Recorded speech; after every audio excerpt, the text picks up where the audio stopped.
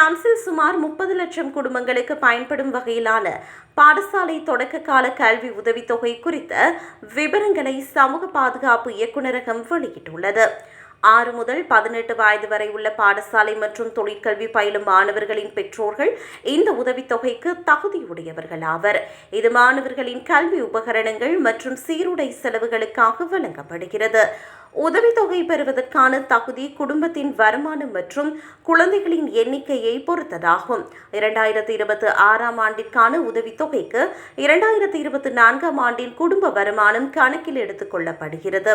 ஒரு பிள்ளையை கொண்ட குடும்பத்திற்கு வருமான வரம்பு 28,956 யூரோக்களாக நிர்ணயிக்கப்பட்டுள்ளது. கூடுதல் பிள்ளைகளுக்கு ஏற்ப இந்த வரம்பு படிப்படியாக உயர்த்தப்படும். மாணவர்களின் வயதுக்கேற்ப உதவித்தொகை மாறுபடுகிறது. 6 முதல் 10 வயது வரை உள்ளவர்களுக்கு 426.87 யூரோக்களும், 11 முதல் 14 வயது வரை உள்ளவர்களுக்கு 450.41 யூரோக்களும், 15 முதல் 18 வயது வரை உள்ளவர்களுக்கு 466.02 யூரோக்களும் வழங்கப்படுகின்றன. இந்த தொகை முந்தைய ஆண்டை விட 0.8% உயர்த்தப்பட்டுள்ளது என்பது குறிப்பிடத்தக்கது.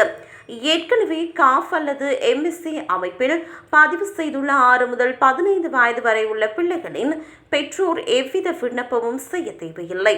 உதவித்தொகை தானாகவே அவர்களின் வங்கிக் கணக்கில் வரவு வைக்கப்படும்.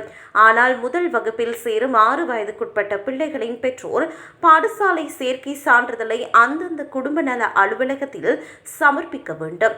16 முதல் 18 வயது வரை உள்ள பிள்ளைகளின் பெற்றோர் தங்களது பிள்ளைகள் இன்னும் பாடசாலை அல்லது தொழில் பயிற்சியில் இருப்பதனை காஃப் இணையதளம் அல்லது செயலியில் மை அக்கவுண்ட் பகுதியில் உறுதிப்படுத்த வேண்டும்.